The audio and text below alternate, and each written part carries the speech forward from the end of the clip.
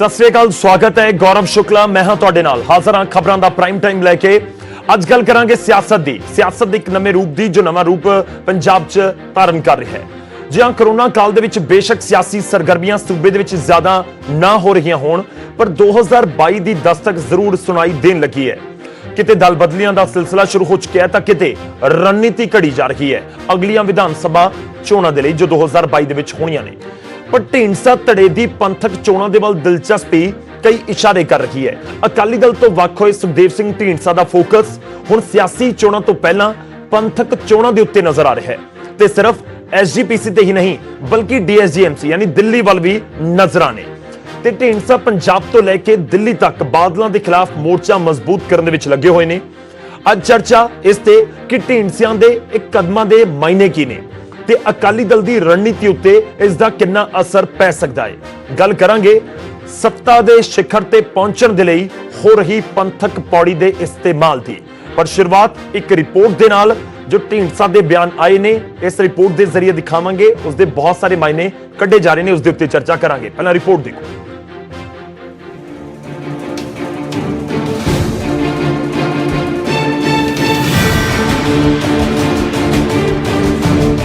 अकाली दल बादल दा पल्ला छड़ के वक्री पार्टी बनाने वाले सुखदेव सिंह ढींडसा अजकल काफी सरगर्म नजर आ रहे ने। ढींडसा हर प्लेटफॉर्म ते बादलों के खिलाफ मोर्चा खोल रहे ने, फिर चाहे प्लेटफॉर्म सियासी होवे जां पंथक। ते जेकर गल श्रोमणी कमेटी चोणां दी होवे तां बेशक ढींडसा सीधे तौर ते तां एसजीपीसी चोणां दे विच एंट्री नहीं कर रहे, पर इत्थे भी अकाली दल बादल नूं घेरन दी तैयारी विच ने। ढींडसा ने कहा कि उन्हां दी पार्टी खुद धार्मिक चोण नहीं लड़ेगी। एसजीपीसी चोणां दे विच सांझी विचारधारा वालियां नूं समर्थन दिता जाएगा। नहीं, असीं धार्मिक तौर पर नहीं लड़ांगे। असीं कोशिश करांगे कि बादल परिवार के जो खिलाफ ने जिन्हें उन्होंने इकट्ठियां करके उन्हों की मदद करिए ताकि यानी SGPC Delhi Sikh Gurdwara management committee कोई चोणा तुहाडी पार्टी नहीं लड़ेगी। अजे तक साडा कोई रण का आपदा लड़न का कोई नहीं है तो, लेकिन पोलिटिकली जो आउणगियां उहदे च असीं भी लवांगे क्योंकि असीं बहुते पैर उन्होंने पसारांगे जो साडे कोल ताकत होई। पहलां असीं अपनी ताकत बना रहे हैं, उस तो बाद असीं करांगे। उत्थे ढींडसा धड़े दी श्रोमणी कमेटी के नाल डीएसजीएमसी चोणां ते भी नजर है। ढींडसा का कहना है कि डीएसजीएमसी चोणां दे विच भी वो समर्थन देणगे। उन्होंने कहा कि सरना भरावां ते मंजीर जीके नूं इकट्ठा करन दी कोशिश है ते जे दोवें इकट्ठे होए तां हमायत देवांगे। जब पार्टी अकाली दल अंमृतसर ना दिल्ली अकाली दल ते होर जिन्ने भी ग्रुप छोटे मोटे होणगे उन्होंने सारिਆਂ ਨੂੰ मिला के असीं उन्हां दी मदद करांगे। साडी कोशिश यही है कि सारे इकट्ठे हो जाण ताकि वो सारे उन्हां दा मुकाबला उन्हां नूं हरा सके पूरी तरह। उत्थे रणजीत सिंह ब्रह्मपुरा के सवाल ते ढींडसा ने कहा कि उन्हां दे नाल अजे भी गलबात जारी है। नाल तां असीं हर रोज़ करदे हां, असीं बंदे भेजदे हां, असीं सत्कार करते हैं उन्हों का बई आओ इकट्ठे होकर लड़ीए तो देखते। मेरा ख्याल है भी आहिस्ता आहिस्ता उन्होंने साढ़े नाल ही आखिर नूं आके आउणगे। बेशक ढींडसा सियासी ते पंथक मैदान दे विच नितरन की तैयारी कर चुके हैं, पर यह तैयारी कितनी कारगर साबित होंदी है चोण दे मैदान दे विच ये भी साफ हो जाएगा। चंडीगढ़ तो पंकज कपाही, न्यूज़ 18 पंजाब।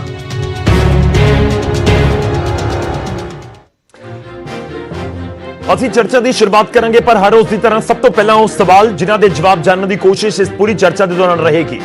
ਸਵਾਲ ਜੋ ਨਿਊਜ਼ 18 ਦੇ ਵੱਲੋਂ ਚੁੱਕੇ ਜਾ ਰਹੇ ਨੇ, ਢੀਂਡਸਿਆਂ ਦਾ ਪੰਥਕ ਪੌੜੀ ਦਾ ਫਾਰਮੂਲਾ ਕਿੰਨਾ ਕਾਮਯਾਬ ਰਹਿ ਸਕਦਾ ਹੈ 2022 ਦੇ ਲਈ, ਖਾਸ ਤੌਰ ਤੇ ਕਿ ਪੂਰਾ ਜਿਹੜਾ ਐਸਜੀਪੀਸੀ ਜਾਂ ਡੀਐਸਜੀਐਮਸੀ ਦਾ ਜ਼ਿਕਰ ਹੋ ਰਿਹਾ 2022 ਨੂੰ ਹੀ ਧਿਆਨ ਦੇ ਵਿੱਚ ਰੱਖ ਕੇ ਹੋ ਰਿਹਾ ਹੈ। ਸਵਾਲ ਇਹ ਵੀ ਹੈ ਕਿ ਬਾਦਲਾਂ ਦੇ ਖਿਲਾਫ ਢੀਂਡਸਿਆਂ ਦੀ ਪੰਥਕ ਘੇਰਾਬੰਦੀ ਕਿੰਨੀ ਕੁ ਸਫਲ ਰਹਿ ਸਕਦੀ ਹੈ। उधर सियासी धाक जमाउण दे लई पंथक चोणां दा सहारा क्यों ते किन्ना कुछ जायज़ है, इस दे उत्ते भी गल ते नाल ही गल करांगे कि खुद चोणां ना लड़न दी बजाय समर्थन देण दे मायने की ने कि जेकर कोई दिक्कत नजर आउंदी है कि एसजीपीसी सही तरीके नाल काम नहीं कर रही जो मौजूदा इकाई है, तो फिर खुद चोणां दे विच क्यों नहीं उतरदे। ढींडसा धड़े दा असीं जिक्र करिए क्यों सिर्फ बाहर तो ही समर्थन का जिक्र किया जाता है। तो उस तो बाद सवाल यह भी कि जिहड़े धुर विरोधी और रहे ने कि हुण बादलों के खिलाफ एकजुट होणगे कि श्रोमणी अकाली दल के खिलाफ एकजुट होणगे। ये सवाल इस करके भी है कि तुहानूं याद होएगा कि जिस तरीके दे नाल ਡੀਐਸਜੀਐਮਸੀ ਦੇ ਵਿੱਚ ਜਦੋਂ ਮਨਜੀਤ ਸਿੰਘ ਜੀਕੇ ਪ੍ਰਧਾਨ ਸੀ ਤਾਂ ਉਸ ਸਮੇਂ ਬਹੁਤ ਸਾਰੇ ਇਲਜ਼ਾਮ ਲੱਗੇ, ਉਸ ਕਰਕੇ ਕੁਰਸੀ ਵੀ ਗਈ ਜੀਕੇ ਹੋਰਾਂ ਦੀ, ਤੇ ਉਸ ਸਮੇਂ ਵੀ ਸਰਨਾ ਗਰੁੱਪ ਦੇ ਵੱਲੋਂ ਬਹੁਤ ਸਾਰੇ ਇਲਜ਼ਾਮ ਲਗਾਏ ਗਏ ਸਨ। ਤਾਂ ਕੀ ਹੁਣ ਇਕੱਠੇ ਹੋ ਪਾਣਗੇ ਜਾਂ ਨਹੀਂ ਹੋ ਪਾਣਗੇ, ਵੀ ਇੱਕ ਵੱਡਾ ਸਵਾਲ ਹੈ। ਇਹ ਸਾਰੇ ਸਵਾਲਾਂ ਦੇ ਉੱਤੇ ਚਰਚਾ ਰਹੇਗੀ, ਜਵਾਬ ਦੇਣ ਦੀ ਕੋਸ਼ਿਸ਼ ਕਰਾਂਗੇ, ਪਰ ਸਭ ਤੋਂ ਪਹਿਲਾਂ ਤਾਰਫ ਕਰਵਾਉਂਦੇ ਹਾਂ ਸਾਡੇ ਅੱਜ ਦੇ ਮਹਿਮਾਨ ਜਿਹੜੇ ਜੁੜ ਰਹੇ ਨੇ ਸਾਡੇ ਨਾਲ ਇਸ ਚਰਚਾ ਦੇ ਵਿੱਚ ਸ਼ਾਮਲ ਹੋਣ ਦੇ ਲਈ। ਸਾਡੇ ਨਾਲ ਸ਼੍ਰੋਮਣੀ ਅਕਾਲੀ ਦਲ ਤੋਂ ਜੋ ਰਿਪਰੈਜ਼ੈਂਟ ਕਰਦੇ ਨੇ ਦਲ ਨੂੰ, ਸਪੋਕਸਪਰਸਨ ਅਕਾਲੀ ਦਲ ਦੇ ਚਰਨਜੀਤ ਸਿੰਘ ਬਰਾੜ ਜੁੜ ਰਹੇ ਨੇ। ਬਰਾੜ ਸਾਹਿਬ ਸਵਾਗਤ ਹੈ। ਸਾਡੇ ਨਾਲ ਢੀਂਡਸਾ ਗਰੁੱਪ ਤੋਂ ਵੀਰ ਦਵਿੰਦਰ ਸਿੰਘ ਜੀ ਜੁੜ ਰਹੇ ਨੇ। ਵੀਰ ਦਵਿੰਦਰ ਜੀ ਬਹੁਤ ਬਹੁਤ ਸਵਾਗਤ ਹੈ ਤੁਹਾਡਾ ਵੀ, ਸਾਬਕਾ ਡਿਪਟੀ ਸਪੀਕਰ ਨੇ ਵੀਰ ਦਵਿੰਦਰ ਜੀ। ਇਸ ਦੇ ਨਾਲ ਹੀ ਸਾਡੇ ਨਾਲ ਹਰਵਿੰਦਰ ਸਿੰਘ ਸਰਨਾ ਜੀ ਜੁੜ ਰਹੇ ਨੇ ਜੋ ਕਿ ਸਾਬਕਾ ਪ੍ਰਧਾਨ ਨੇ ਡੀਐਸਜੀਐਮਸੀ ਦੇ। ਸਰਨਾ ਸਾਹਿਬ ਬਹੁਤ ਬਹੁਤ ਸਵਾਗਤ ਹੈ ਤੁਹਾਡਾ ਵੀ। ਤੇ ਸਾਡੇ ਨਾਲ ਇਸ ਸਮੇਂ ਕਾਂਗਰਸ ਦੇ ਵਿਧਾਇਕ ਕੁਲਦੀਪ ਸਿੰਘ ਵੈਦ ਵੀ ਜੁੜ ਰਹੇ ਨੇ। ਵੈਦ ਸਾਹਿਬ ਤੁਹਾਡਾ ਵੀ ਬਹੁਤ ਬਹੁਤ ਸਵਾਗਤ ਹੈ। ਜਾਣਨ ਦੀ ਕੋਸ਼ਿਸ਼ ਤੁਹਾਡੇ ਤੋਂ ਵੀ ਹੋਏਗੀ ਕਿ ਆਖਿਰ ਕਿਸ ਤਰੀਕੇ ਨਾਲ ਇਸ ਪੂਰੀ ਰੂਪਰੇਖਾ ਨੂੰ ਉਲੀਕਿਆ ਜਾਵੇ। ਸ਼ੁਰੂਆਤ ਸਰਨਾ ਸਾਹਿਬ ਤੁਹਾਡੇ ਤੋਂ ਹੀ। ਢੀਂਡਸਾ ਸਾਹਿਬ ਦਾ ਬਿਆਨ ਸਾਹਮਣੇ ਆਇਆ। ਢੀਂਡਸਾ ਸਾਹਿਬ ਕਹਿੰਦੇ ਨੇ ਕਿ ਦਿੱਲੀ ਦੀਆਂ ਚੋਣਾਂ ਡੀਐਸਜੀਐਮਸੀ ਦੀਆਂ ਜੋ ਤੈਅ ਹੋਈਆਂ ਨੇ ਕਿ ਮਾਰਚ 2021 ਦੇ ਵਿੱਚ ਹੋਣਗੀਆਂ, ਉਸ ਦੇ ਵਿੱਚ ਅਸੀਂ ਸਾਰਿਆਂ ਨੂੰ ਇਕੱਠਾ ਕਰਕੇ ਉਹਨਾਂ ਦਾ ਸਮਰਥਨ ਕਰਨ ਦੀ ਕੋਸ਼ਿਸ਼ ਕਰਾਂਗੇ ਤਾਂ ਕਿ ਅਕਾਲੀ ਦਲ ਨੂੰ ਹਰਾਇਆ ਜਾ ਸਕੇ। ਤਿਆਰ ਹੋ ਇਸ ਦੇ ਲਈ ਸਰਨਾ ਸਾਹਿਬ ਕਿ ਸਾਰੇ ਜਿਹੜੀਆਂ ਉੱਥੇ ਛੋਟੀਆਂ-ਛੋਟੀਆਂ ਪਾਰਟੀਆਂ ਨੇ ਜਾਂ ਜਿਹੜੀਆਂ ਨਵੀਆਂ ਪਾਰਟੀਆਂ ਨੇ, ਮਨਜੀਤ ਸਿੰਘ ਜੀਕੇ ਦਾ ਵੀ ਮੈਂ ਜ਼ਿਕਰ ਕਰ ਰਿਹਾ, ਉਹਨਾਂ ਦੇ ਨਾਲ ਇਕਜੁੱਟ ਹੋਣ ਦੇ ਲਈ ਸਰਨਾ ਭਰਾਵਾਂ ਦੇ ਨਾਲ ਨਜ਼ਰ ਆਉਣਗੇ ਉਹ? ਦੇਖੋ ਜੀ, ਹਾਲਾਤ ਇਹ ਬਣੇ ਹੋਏ ਨੇ ਬਈ ਪਿਛਲੇ 8 ਸਾਲਾਂ ਤੋਂ ਬਾਦਲਾਂ ਨੇ ਇਤਨਾ ਮਾੜਾ ਪ੍ਰਬੰਧ ਦਿੱਤਾ ਦਿੱਲੀ ਕਮੇਟੀ ਨੂੰ, ਬਈ ਦਿੱਲੀ ਗੁਰਦੁਆਰਾ ਕਮੇਟੀ ਨੂੰ ਇਹ ਚਟਮ ਕਰ ਗਏ। ਜਿਵੇਂ ਮਕੌੜੀਆਂ ਫਸਲਾਂ ਨੂੰ ਚਟਮ ਕਰਦੀਆਂ ਨਾ ਸਾਰੀਆਂ, ਇਹ ਮਕੌੜੀਆਂ ਦੀ ਤਰ੍ਹਾਂ ਸਾਰੀ ਗੁਰਦੁਆਰਾ ਕਮੇਟੀ ਚਟਮ ਕਰ ਗਏ। ਔਰ ਉਸ ਦਾ ਵੱਡਾ ਕਾਰਨ ਇਹ ਹੈਗਾ ਵੀ ਸਿੱਖਾਂ ਦੇ ਦਿਲਾਂ ਦੇ ਵਿੱਚ ਬਰਗਾੜੀ ਦੇ ਜੋ ਕਾਂਡ ਹੋਇਆ, ਗੁਰੂ ਗ੍ਰੰਥ ਸਾਹਿਬ ਦੀ ਨਰਾਦਰੀ ਹੋਈ ਹੈ, ਉਹਦਾ ਬੜਾ ਗਹਿਰਾ ਅਸਰ ਹੈਗਾ ਸਿੱਖਾਂ ਦੇ ਮਨਾਂ ਦੇ ਵਿੱਚ ਅਕ੍ਰਾਸ ਦੀ ਬੋਰਡ ਜੀ, ਭਾਵੇਂ ਜਿੱਥੇ ਵੀ ਕਿੱਥੇ ਸਿੱਖ ਰਹਿੰਦਾ ਹੈ। ਉਹ ਜਿਹੜੇ ਸਿੱਖ ਦੀ ਆਤਮਾ ਜਾਗਦੀ ਹੈ, ਆਤਮਾ ਤੇ ਕਿਸੇ ਵਕਤ ਅੰਦਰੋਂ ਲੜਾਈ ਤੇ ਛਿੜਦੀ ਹੈ ਚੰਗੀ ਤੇ ਬੁਰਾਈ ਦੀ, ਤੇ ਉਹ ਢੀਂਡਸਾ ਸਾਹਿਬ ਦੇ ਮਨ ਦੇ ਵਿੱਚ ਇਹ ਗੱਲ ਆਈ ਹੈ ਕਿ ਵੀ ਸਿੱਖ ਜਿਹੜੇ ਨੇ ਇਸ ਬਰਗਾੜੀ ਦੇ ਕਾਂਡ ਨੂੰ ਨਹੀਂ ਭੁਲਾ ਪਾ ਰਹੇ। ਔਰ ਇਹ ਬਾਦਲਾਂ ਦੇ ਦਾ ਅੰਤ ਜਿਹੜਾ ਹੈ ਇਹ ਸ਼ੁਰੂਆਤ ਹੈ। ਦਿੱਲੀ ਦੇ ਵਿੱਚ ਅਸੀਂ ਸਪਸ਼ਟ ਕਹਿ ਦਈਏ ਪਰ ਬਾਦਲਾਂ ਨੂੰ ਲਾਂਭੇ ਕਰਨ ਦੇ ਵਿੱਚ ਅਸੀਂ ਹਰ ਉਸ ਸ਼ਖਸੀਅਤ ਨਾਲ ਰਲਾਂਗੇ ਜਿਹੜੀ ਬਾਦਲਾਂ ਨੂੰ ਹਰਾਉਣ ਦੇ ਵਿੱਚ ਮਦਦ ਕਰੇਗੀ। ਜਿਹੜੇ ਬਾਦਲਾਂ ਨਾਲ ਰਲਣਗੇ, ਜਿਹੜੇ ਬਾਦਲਾਂ ਨਾਲ ਰਲਣਗੇ, ਸਾਡਾ ਉਹਨਾਂ ਨਾਲ ਕੋਈ ਸੰਬੰਧ ਨਹੀਂ। ਨਹੀਂ ਮਤਲਬ ਮਨਜੀਤ ਸਿੰਘ ਜੀਕੇ ਦਾ ਵੈਲਕਮ ਤੁਸੀਂ ਕਰ ਰਹੇ ਹੋ? ਮਨਜੀਤ ਸਿੰਘ ਜੀਕੇ ਦਾ ਵੈਲਕਮ ਕਰ ਰਹੇ ਹੋ? ਜੋ ਉਹਨਾਂ ਦੇ ਉੱਤੇ ਇਲਜ਼ਾਮ ਲੱਗੇ ਸੀ ਤਾਂ ਸਰਨਾ ਭਰਾਵਾਂ ਦੇ ਵੱਲੋਂ ਤੁਹਾਡੇ ਵੱਲੋਂ ਬਹੁਤ ਸਾਰੇ ਬਿਆਨ ਦਿੱਤੇ ਗਏ ਸੀ, ਹੁਣ ਤੁਸੀਂ ਜੀਕੇ ਦਾ ਵੈਲਕਮ ਕਰ ਰਹੇ ਹੋ? ਮੈਂ ਇਸ ਸਟੇਜ ਦੇ ਉੱਪਰ ਨਾ ਤਾਂ ਕਿਸੇ ਨੂੰ ਵੈਲਕਮ ਕਰ ਰਿਹਾ, ਨਾ ਮੈਂ ਕਿਸੇ ਨੂੰ ਕੰਡੈਮ ਕਰ ਰਿਹਾ। ਮੈਂ ਤਾਂ ਇਹ ਕਹਿ ਰਿਹਾ ਵੀ ਅਸੀਂ ਬਾਦਲਾਂ ਨੂੰ ਲਾਂਭੇ ਕਰਨ ਵਾਸਤੇ, ਕਿਉਂਕਿ ਮੈਂ ਸਮਝਦਾ ਵੀ ਇਹਨਾਂ ਤੋਂ ਮਾੜਾ ਪ੍ਰਬੰਧ, ਬਾਦਲਾਂ ਤੋਂ ਮਾੜਾ ਪ੍ਰਬੰਧ ਔਰ ਸਿੱਖਾਂ ਵਾਸਤੇ ਇਹ ਡੂ ਔਰ ਡਾਈ ਵਾਲੀ ਸਿਚੁਏਸ਼ਨ ਬਣ ਚੁੱਕੀ ਹੈ। ਜੇ ਇਹ ਇੱਕ ਮੌਕਾ ਬਾਦਲਾਂ ਨੂੰ ਹੋਰ ਮਿਲ ਗਿਆ ਤਾਂ ਮੈਂ ਸਮਝਦਾ ਵੀ ਸਿੱਖਾਂ ਦੀਆਂ ਨਸਲ ਜਿਹੜੀ ਹੈਗੀ ਉਹ ਵੀ ਇਹ ਨਸ਼ਟ ਕਰਕੇ ਰੱਖ ਦੇਣਗੇ। ਚਲੋ ਠੀਕ ਹੈ। Badal is right now repenting in his village. ਉਹ ਆਪਣੇ ਇਕਾਂਤਵਾਸ ਦੇ ਵਿੱਚ ਜੋ ਉਹਨਾਂ ਨੇ ਕਾਰਸਤਾਨੀਆਂ ਕੀਤੀਆਂ, ਸਾਨੂੰ ਇਹ ਖਬਰ ਆਈ ਹੈਗੀ ਬਈ ਉੱਥੇ ਰਿਪੈਂਟ ਕਰ ਰਹੇ ਨੇ ਬਈ ਮੈਂ ਬੜੇ ਮਾੜੇ ਕੰਮ ਕੀਤੇ ਨੇ ਤੇ ਮੈਂ ਇਕਾਂਤਵਾਸ ਦੇ ਵਿੱਚ ਆ ਕੇ ਅਰਦਾਸ ਵੀ ਕਰਾਂ ਵੀ ਮੇਰੀਆਂ ਅਕਾਲ ਪੁਰਖ ਭੁੱਲਾਂ ਮਾਫ ਕਰ ਦੇ। ਤੇ ਉੱਥੇ ਬੈਠੇ ਹੁਣ ਸੁਖਬੀਰ ਸਿੰਘ ਬਾਦਲ ਲੱਗਾ ਹੋਇਆ, ਕੀ ਕਰੇਗਾ ਕੀ ਨਹੀਂ ਕਰੇਗਾ। ਦਿੱਲੀ ਦਾ ਕੋਈ ਸਿੱਖ ਇਹਨਾਂ ਨੂੰ ਮੂੰਹ ਲਾਉਣ ਨੂੰ ਤਿਆਰ ਨਹੀਂ। ਪੰਜਾਬ ਚਲੋ ਮੈਂ ਤੁਹਾਡੇ ਕੋਲ ਵਾਪਸ ਆਉਂਗਾ ਸਰਨਾ ਸਾਹਿਬ, ਜੋ ਤੁਸੀਂ ਜ਼ਿਕਰ ਕਰ ਰਹੇ ਹੋ। ਸਾਡੇ ਨਾਲ ਵੀਰ ਦਵਿੰਦਰ ਜੀ ਜੁੜੇ ਹੋਏ ਨੇ, ਢੀਂਡਸਾ ਗਰੁੱਪ ਨੂੰ ਇਸ ਸਮੇਂ ਰਿਪਰੈਜ਼ੈਂਟ ਕਰ ਰਹੇ ਨੇ। ਵੀਰ ਦਵਿੰਦਰ ਜੀ, ਸਵਾਲ ਤੁਹਾਡੇ ਤੋਂ ਹੀ। ਮੈਂ ਪਹਿਲਾਂ ਦਿੱਲੀ ਵਾਲੇ ਪੂਰੇ ਮਸਲੇ ਦਾ ਜ਼ਿਕਰ ਕਰਾਂ ਕਿ ਕਿਸ ਨੂੰ ਇਕੱਠਾ ਕਰਨ 'ਚ ਕਾਮਯਾਬ ਤੁਸੀਂ ਹੁੰਦੇ ਹੋ ਜਾਂ ਨਹੀਂ ਹੁੰਦੇ। ਮੇਰਾ ਪਹਿਲਾ ਸਵਾਲ ਇਹੀ ਹੈ ਕਿ ਇੱਕ ਕਿਲਾ ਹੁੰਦਾ ਨਾ, ਕਿਲਾ ਅਸੀਂ ਫਿਲਮਾਂ 'ਚ ਵੀ ਦੇਖਦੇ ਹਾਂ, ਬਹੁਤ ਇੱਕ ਵੱਡਾ ਕਿਲਾ ਹੁੰਦਾ ਹੈ ਤੇ ਕਿਲੇ ਦੇ ਵਿੱਚ ਸੰਨ ਲਗਾਉਣ ਦੇ ਲਈ ਕੋਈ ਨਾ ਕੋਈ ਐਸਾ ਦਰਵਾਜ਼ਾ ਲੱਭਿਆ ਜਾਂਦਾ ਹੈ ਕਿ ਜਿਹੜਾ ਲੱਗੇ ਕਿ ਹਾਂ ਇਹ ਐਂਟਰੀ ਪੁਆਇੰਟ ਹੋ ਸਕਦਾ। ਕਈ ਵਾਰ ਡਾਇਰੈਕਟਲੀ ਐਂਟਰੀ ਨਹੀਂ ਮਿਲਦੀ। ਤਾਂ ਇਹ ਸੱਤਾ ਦੇ ਕਿਲੇ ਦੇ ਵਿੱਚ ਢੀਂਡਸਾ ਗਰੁੱਪ ਨੂੰ ਲੱਗ ਰਿਹਾ ਕਿ ਪੰਥਕ ਪੌੜੀ ਦਾ ਇਸਤੇਮਾਲ, ਇਹ ਪੰਥਕ ਜਿਹੜੀ ਸਿਆਸੀ ਚੋਣਾਂ ਨੇ ਉਸ ਦੇ ਜ਼ਰੀਏ ਐਂਟਰੀ ਹੋ ਸਕਦੀ ਹੈ। ਇਸ ਕਰਕੇ ਫੋਕਸ ਇਸ ਸਮੇਂ ਜ਼ਿਆਦਾ ਡੀਐਸਜੀਐਮਸੀ ਤੇ ਐਸਜੀਪੀਸੀ ਦੇ ਉੱਤੇ ਨਜ਼ਰ ਆ ਰਿਹਾ ਹੈ। ਇੱਕ ਤਾਂ ਮੈਂ ਤੁਹਾਨੂੰ ਪਹਿਲਾਂ ਦਰੁਸਤ ਕਰਨਾ ਚਾਹੁੰਦਾ ਵੀ ਢੀਂਡਸਾ ਗਰੁੱਪ ਨਹੀਂ ਹੈ ਜੀ, ਇਹ ਸ਼੍ਰੋਮਣੀ ਅਕਾਲੀ ਦਲ। ਮੈਂ ਬੇਨਤੀ ਕਰਾਂਗਾ ਤੁਹਾਨੂੰ ਕਿ ਜਦੋਂ ਤੁਸੀਂ ਮੈਨੂੰ ਸੰਬੋਧਨ ਕਰਨਾ ਹੈ ਤਾਂ ਸ਼੍ਰੋਮਣੀ ਅਕਾਲੀ ਦਲ ਦੇ ਨੁਮਾਇੰਦੇ ਦੇ ਤੌਰ ਤੇ ਕਰਨਾ। ਦੂਸਰੀ ਗੱਲ ਇਹ ਹੈ ਕਿ ਇਹ ਜਿਹੜੀ ਲੜਾਈ ਹੈ ਇਹ ਕਿਸੇ ਗਰੁੱਪ ਦੀ ਲੜਾਈ ਨਹੀਂ ਹੈ, ਇਹ ਇੱਕ ਕੌਮ ਦੀ ਲੜਾਈ ਬਾਦਲਾਂ ਦੇ ਖਿਲਾਫ। ਸਾਡੇ ਜਿਹੜੇ ਗੁਰਦੁਆਰਾ ਸਾਹਿਬਾਨ ਨੇ ਇਹ ਅਸੀਂ ਮਨਾ ਰਹੇ ਹਾਂ ਸ਼ਤਾਬਦੀ, ਕਿਉਂਕਿ 1920 ਚ ਅਕਾਲੀ ਦਲ ਦੀ ਸ਼੍ਰੋਮਣੀ ਅਕਾਲੀ ਦਲ ਦੀ ਸਥਾਪਨਾ ਹੋਈ ਤੇ ਸ਼੍ਰੋਮਣੀ ਗੁਰਦੁਆਰਾ ਪ੍ਰਬੰਧਕ ਕਮੇਟੀ ਦੀ ਦੋ ਬਹੁਤ ਵੱਡੀਆਂ ਸੰਸਥਾਵਾਂ ਬੜੀ ਜੱਦੋਜਹਿਦ ਤੋਂ ਬਾਅਦ ਹੋਂਦ ਚ ਆਈਆਂ ਜੀ। ਹੁਣ ਸਾਰੀ ਕੌਮ ਦੇ ਸਾਹਮਣੇ ਇਹਨਾਂ ਦੋਵਾਂ ਨੂੰ ਬਾਦਲ ਪਰਿਵਾਰ ਤੋਂ ਆਜ਼ਾਦ ਕਰਾਉਣ ਦਾ ਮਸਲਾ ਹੈਗਾ।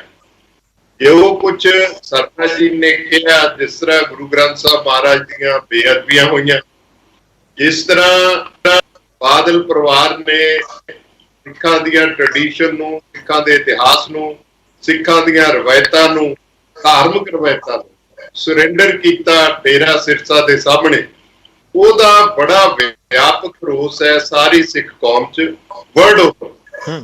ਇਸ ਵਾਸਤੇ ਸਾਰੀ ਸਿੱਖ ਸੰਗਤ ਇਸ ਵੇਲੇ ਕਾਬੂ ਹੈ ਕਿ ਛੇਤੀ ਤੋਂ ਚੋਣਾਂ ਹੋਣ। ਮੈਨੂੰ ਖੁਸ਼ੀ ਹੈ ਕਿ ਉਸ ਤੋਂ ਪਹਿਲਾਂ ਚੋਣਾਂ ਦਿੱਲੀ ਹੋ ਰਹੀਆਂ ਨੇ। ਪਹਿਲਾਂ ਦਿੱਲੀ ਸਾਰੇ ਰਲ ਕੇ ਹੁੰਜਾ ਫੇਰਾਂਗੇ, ਇਹਨਾਂ ਦਾ ਸਫਾਇਆ ਕਰਾਂਗੇ।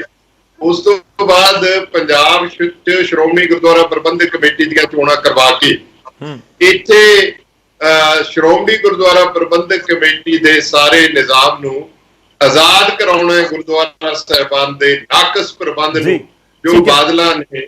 ਬੀਰ ਦਵਿੰਦਰ ਜੀ, ਮੇਰਾ ਇੱਕ ਹੋਰ ਛੋਟਾ ਜਿਹਾ ਸਵਾਲ ਹੈ, ਤੁਹਾਨੂੰ ਲੱਗਦਾ ਕਿ ਪਕੜ ਅਕਾਲੀ ਦਲ ਤੇ ਮਜ਼ਬੂਤ ਨਹੀਂ ਰਹੇਗੀ ਜੇਕਰ ਡੀਐਸਜੀ ਐਮਸੀ ਜਾਂ ਐਸਜੀਪੀਸੀ ਚੋਣਾਂ ਦੇ ਵਿੱਚ ਹਾਰ ਹੋ ਜਾਂਦੀ ਹੈ ਅਕਾਲੀ ਦਲ ਦੀ? ਤੁਹਾਡਾ ਫੋਕਸ ਇਹੀ ਹੈ? ਤਾਂ ਹੀ ਤਾਂ ਮੈਂ ਕਹਿ ਰਿਹਾ ਕਿ ਪੰਥਕ ਪੌੜੀ ਦਾ ਇਸਤੇਮਾਲ ਕੀਤਾ ਜਾ ਰਿਹਾ ਕਿ ਇਲੈਕਸ਼ਨ ਦੇ ਲਈ 2022 ਦੀ ਰਣਨੀਤੀ ਦਾ ਇੱਕ ਹਿੱਸਾ ਹੈ। ਫਿਰ ਮੈਂ ਤੁਹਾਨੂੰ ਬੇਨਤੀ ਕਰਦਾ ਕਿ ਜਦੋਂ ਵੀ ਤੁਸੀਂ ਕੋਈ ਸਵਾਲ ਕਰਨਾ ਹੈ ਉਹ ਪੰਥ ਦੀਆਂ ਰਵਾਇਤਾਂ ਨੂੰ ਸਮਝ ਕੇ ਕਰੋ। ਇੱਕ ਤਾਂ ਪੰਥਕ ਪੌੜੀ ਨਹੀਂ ਹੁੰਦੀ, ਪੰਥ ਦੀਆਂ ਰਵਾਇਤਾਂ ਹੁੰਦੀਆਂ। ਪੰਥ ਇੱਕ ਬਹੁਤ ਵੱਡੀ ਵਿਚਾਰਧਾਰਾ ਹੈਗੀ ਹੈ, ਇਹਨੂੰ ਪੌੜੀ ਦੇ ਤੌਰ ਤੇ ਇਸਤੇਮਾਲ ਨਹੀਂ ਕੀਤਾ ਜਾ ਸਕਦਾ। ਦੂਸਰੀ ਗੱਲ ਇਹ ਹੈ, ਜਿਸ ਕਿਲੇ ਦੀ ਤੁਸੀਂ ਗੱਲ ਕਰਦੇ ਹੋ ਉਹਦੀਆਂ ਕੰਧਾਂ ਹੁਣ ਜਰਜਰੀਆਂ ਹੋ ਗਈਆਂ ਨੇ।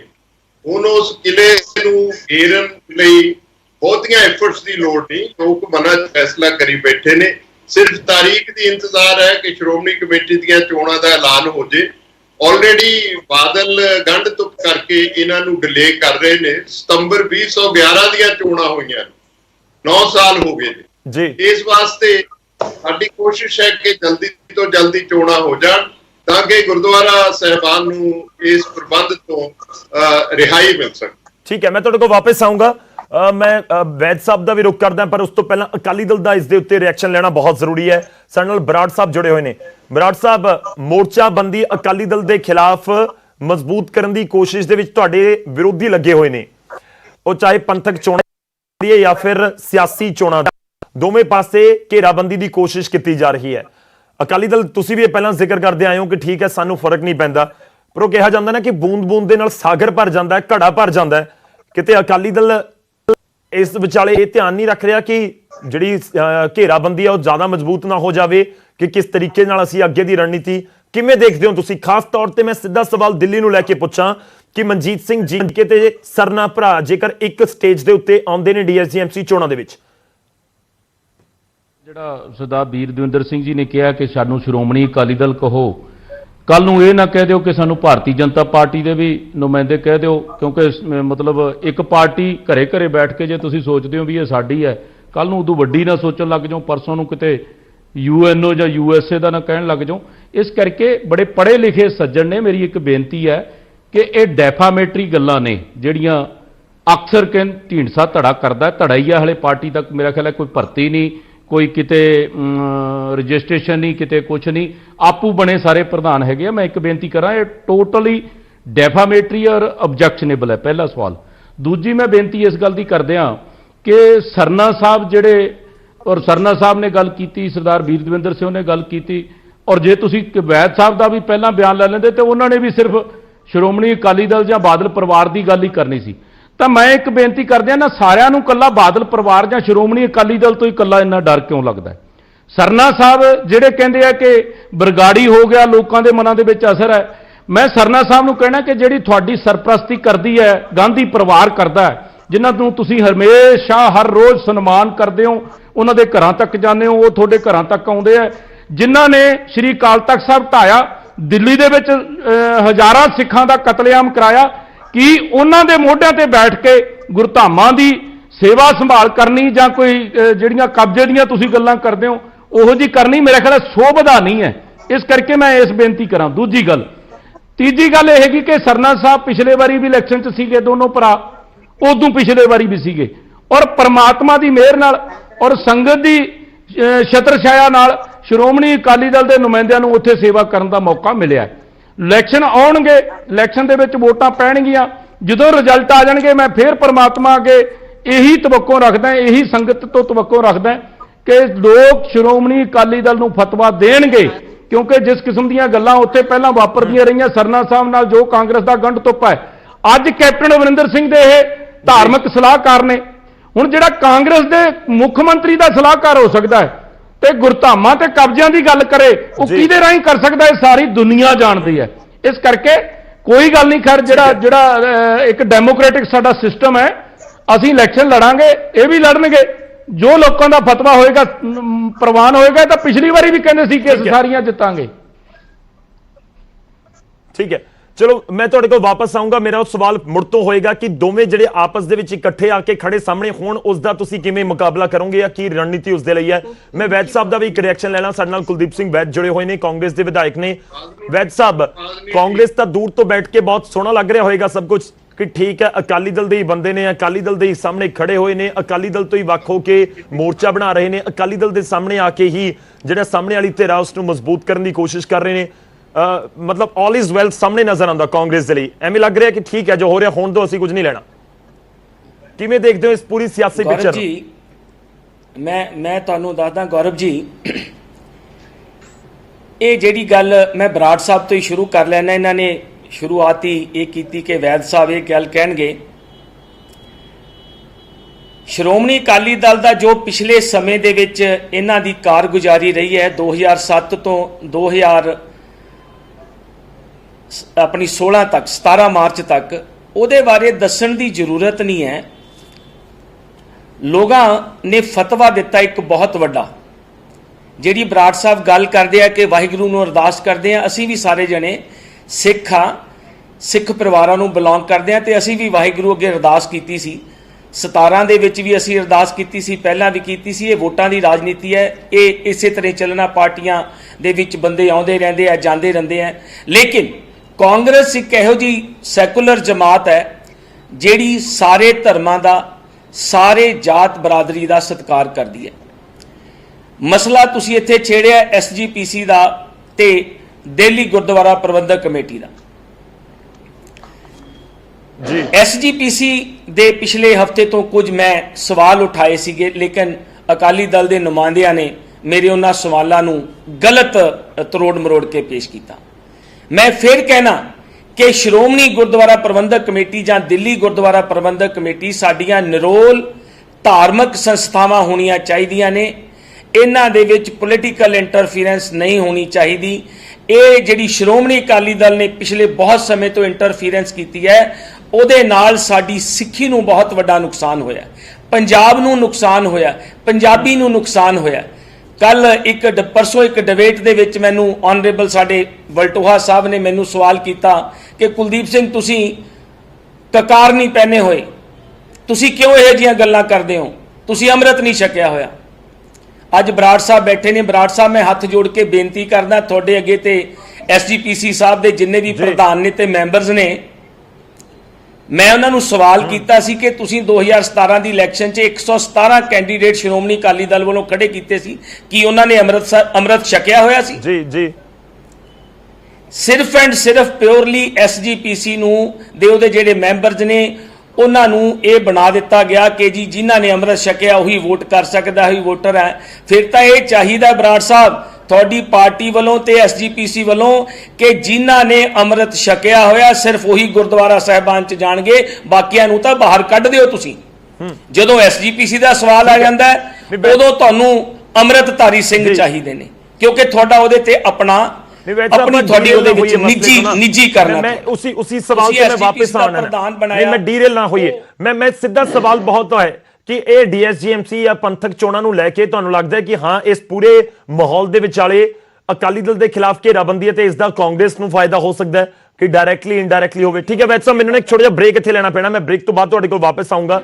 ਇਸੇ ਸਵਾਲ ਤੋਂ ਅਸੀਂ ਸ਼ੁਰੂਆਤ ਕਰਾਂਗੇ ਕਿ ਵਾਕਈ ਪੰਥਕ ਚੋਣਾਂ ਦਾ ਸਹਾਰਾ ਲੈ ਕੇ 2022 ਦੀਆਂ ਚੋਣਾਂ ਦੇ ਵੱਲ ਵਧਿਆ ਜਾ ਰਿਹਾ ਹੈ? ਜੇਕਰ ਹਾਂ ਤਾਂ ਕਿੰਨਾ ਕੁ ਜਾਇਜ਼ ਹੈ ਜਾਂ ਕੀ ਇਸ ਦੇ ਮਾਇਨੇ ਕੱਢੇ ਜਾਣ? ਇੱਕ ਛੋਟਾ ਜਿਹਾ ਬ੍ਰੇਕ ਲਈ ਰੁਕਦੇ ਹਾਂ। ਬ੍ਰੇਕ ਤੋਂ ਬਾਅਦ ਇੱਕ ਵਾਰ ਫਿਰ ਤੋਂ ਤੁਹਾਡਾ ਸਵਾਗਤ ਹੈ। ਅੱਜ ਅਸੀਂ ਪ੍ਰਾਈਮ ਟਾਈਮ ਦੇ ਵਿੱਚ ਚਰਚਾ ਕਰ ਰਹੇ ਹਾਂ ਕਿ ਆਖਿਰ ਕਿਸ ਤਰੀਕੇ ਨਾਲ ਪੰਥਕ ਚੋਣਾਂ ਦਾ ਜ਼ਿਕਰ ਹੋ ਰਿਹਾ ਤੇ ਪੰਥਕ ਚੋਣਾਂ ਦੇ ਉੱਤੇ ਫੋਕਸ ਕਿਤੇ ਨਾ ਕਿਤੇ ਇਹ ਵੀ ਦਿਖਾਉਂਦਾ ਹੈ ਕਿ ਨਜ਼ਰਾਂ 2022 ਦੀਆਂ ਵਿਧਾਨ ਸਭਾ ਚੋਣਾਂ ਉੱਤੇ ਵੀ ਨੇ ਜੋ ਪੰਜਾਬ ਦੇ ਵਿੱਚ ਹੋਣੀਆਂ ਨੇ 2022 ਦੇ ਵਿੱਚ। ਤੇ ਇਸੇ ਮੁੱਦੇ ਦੇ ਉੱਤੇ ਗੱਲਬਾਤ ਅਸੀਂ ਕਰ ਰਹੇ ਹਾਂ ਕਿਉਂਕਿ ਢੀਂਡਸਾ ਸੁਖਦੇਵ ਸਿੰਘ ਢੀਂਡਸਾ ਔਰ ਦਾ ਸਾਫ਼ ਤੌਰ ਤੇ ਇਸ਼ਾਰਾ ਸੀ ਕਿ ਅਸੀਂ ਬੇਸ਼ੱਕ ਚੋਣ ਨਾ ਲੜੀਏ ਪਰ ਅਸੀਂ ਮਦਦ ਕਰਾਂਗੇ। ਤੇ ਦੂਜੇ ਪਾਸੇ ਡੀਐਸਜੀਐਮਸੀ ਨੂੰ ਵੀ ਲੈ ਕੇ ਉਹਨਾਂ ਨੇ ਜ਼ਿਕਰ ਕਰ ਦਿੱਤਾ। ਡੀਐਸਜੀਐਮਸੀ ਦੀਆਂ ਚੋਣਾਂ ਮਾਰਚ 2021 ਦੇ ਵਿੱਚ ਯਾਨੀ ਅਗਲੇ ਸਾਲ ਜਿਹੜੀਆਂ ਤੈਅ ਹੋਈਆਂ ਨੇ ਹੋਣੀਆਂ ਤੇ ਉਸ ਤੋਂ ਪਹਿਲਾਂ ਇੱਕ ਫਰੰਟ ਬਣਾਉਣ ਦੀ ਕੋਸ਼ਿਸ਼ ਹੋ ਰਹੀ ਹੈ। ਮੈਂ ਇੱਕ ਵਾਰ ਫਿਰ ਤੋਂ ਸਰਨਾ ਸਾਹਿਬ ਦਾ ਰੁਖ ਕਰਾਂਗਾ, ਸਾਡੇ ਨਾਲ ਦਿੱਲੀ ਤੋਂ ਲਗਾਤਾਰ ਜੁੜੇ ਹੋਏ ਨੇ ਡੀਐਸਜੀਐਮਸੀ ਦੇ ਸਾਬਕਾ ਪ੍ਰਧਾਨ ਨੇ।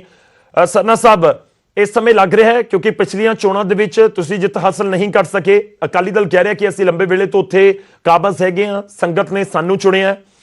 ਇਹ ਲੱਗ ਰਿਹਾ ਕਿ ਹੁਣ ਜੇਕਰ ਅਕਾਲੀ ਦਲ ਦਾ ਜਾਂ ਬਾਦਲ ਪਰਿਵਾਰ ਦਾ ਦਿੱਲੀ 'ਚ ਵੀ ਮੁਕਾਬਲਾ ਕਰਨਾ ਹੈ ਤਾਂ ਉਸ ਦੇ ਲਈ ਇਕੱਠਾ ਹੋਣਾ ਜ਼ਰੂਰੀ ਹੈ, ਚਾਹੇ ਉਹ ਫਿਰ ਜੀਕੇ ਹੋਣ। ਕਿਉਂਕਿ ਮੈਂ ਪਹਿਲਾਂ ਵੀ ਇਹ ਜ਼ਿਕਰ ਕੀਤਾ ਸੀ ਕਿ ਜਦੋਂ ਜੀਕੇ ਪ੍ਰਧਾਨ ਸੀ ਡੀਐਸਜੀਐਮਸੀ ਦੇ, ਜਦੋਂ ਅਕਾਲੀ ਦਲ ਦੇ ਵਿੱਚ ਸੀ, ਉਹਨਾਂ ਦੇ ਉੱਤੇ ਇਲਜ਼ਾਮ ਲੱਗੇ, ਤੁਹਾਨੂੰ ਵੀ ਪਤਾ ਹੈ, ਉਸ ਤੋਂ ਬਾਅਦ ਉਹਨਾਂ ਦੀ ਕੁਰਸੀ ਚਲੀ ਗਈ ਤੇ ਉਸ ਸਮੇਂ ਤੁਸੀਂ ਵੀ ਬਹੁਤ ਸਾਰੇ ਇਲਜ਼ਾਮ ਲਗਾਏ, ਤੁਸੀਂ ਵੀ ਜੀਕੇ ਦਾ ਨਾਮ ਲੈ ਕੇ ਉਹਨਾਂ ਦੇ ਉੱਤੇ ਕਿਤੇ ਨਾ ਕਿਤੇ ਸਿਆਸੀ ਤੀਰ ਛੱਡਦੇ ਸੀ। ਪਰ ਹੁਣ ਸਭ ਕੁਝ ਆਲ ਇਜ਼ ਵੈਲ ਹੋ ਜਾਏਗਾ ਜੇਕਰ ਉਹ ਬਾਦਲ ਪਰਿਵਾਰ ਦੇ ਖਿਲਾਫ ਜਾ ਕੇ ਖੜੇ ਹੋ ਜਾਂਦੇ ਨੇ? ਗੱਲ ਹੈ ਜੀ, ਪਹਿਲੇ ਤਾਂ ਮੈਂ ਬਰਾੜ ਸਾਹਿਬ ਦੀ ਗੱਲ ਦਾ ਜਵਾਬ ਦੇਣਾ ਹੈ। ਅਸੀਂ ਕੋਈ ਆਪਣੇ ਜੀਵਨ ਦੇ ਵਿੱਚ ਕੱਖ ਜਿਹਾ ਕੋਈ ਚੀਜ਼ ਕਾਂਗਰਸ ਕੋਲੋਂ ਜਾਂ ਅਮਰਿੰਦਰ ਸਿੰਘ ਕੋਲੋਂ ਜਾਤੀ ਤੌਰ ਤੇ ਨਹੀਂ ਲਈ ਜੀ। ਦੂਸਰੀ ਗੱਲ ਮੈਂ ਬਾਦਲਾਂ ਦੀ ਦੱਸ ਰਿਹਾ, ਇਹਨਾਂ ਦੀਆਂ ਦੋ ਗੱਲਾਂ।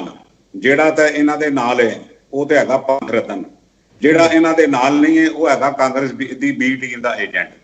2003 ਦੇ ਵਿੱਚ ਟੋੜਾ ਸਾਹਿਬ ਸਨ ਕਾਂਗਰਸ ਦੇ ਏਜੰਟ ਬੀ ਟੀਮ ਦੇ। ਜਦ 2003 ਵਿੱਚ ਟੋੜਾ ਸਾਹਿਬ ਨੇ ਬਾਦਲ ਜੁਆਇਨ ਕੀਤਾ ਤੇ ਉਹਨਾਂ ਨੂੰ ਪੰਥ ਰਤਨ ਬਣਾ ਦਿੱਤਾ ਗਿਆ। ਇਹ ਬਾਦਲਾਂ ਦੀ ਹੈਗੀ। ਦੂਸਰੀ ਗੱਲ ਮੈਂ ਕਹਿੰਦਾ, ਤੁਸੀਂ ਆਪਣੀ ਕਾਰਸਤਾਨੀ ਦੇਖੋ, ਤੁਸੀਂ ਸਿੱਖਾਂ ਦਾ ਤੇਜਾ ਸਿੰਘ ਲਾਲ ਸਿੰਘ ਨਾਲੋਂ ਜ਼ਿਆਦਾ ਨੁਕਸਾਨ ਕੀਤਾ ਹੈ, ਜ਼ਕਰੀਆ ਖਾਨ ਮੀਰ ਮੰਨੂ ਤੋਂ ਜ਼ਿਆਦਾ ਨੁਕਸਾਨ ਕੀਤਾ ਹੈ। ਸੌਦੇ ਸਾਧ ਨਾਲ ਸੌਦੇਬਾਜ਼ੀ ਤੁਸੀਂ ਕੀਤੀ।